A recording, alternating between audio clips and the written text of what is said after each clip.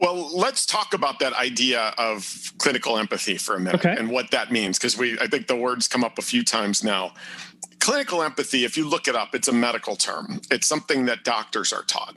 So if you're a doctor and you have to go in and deliver some news to somebody, it's not just empathy, meaning I understand what it's like to be in your world, but clinical empathy is like I'm stepping into your brain and I understand exactly what's going on in your world.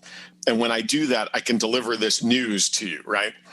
Well, that clinical empathy is so important from a sales perspective to have as it relates to the buyers that we interact with, right? So when you think about the world that we live in, consensus selling is always hard, right? Like if you have to sell to multiple buyers, that's hard.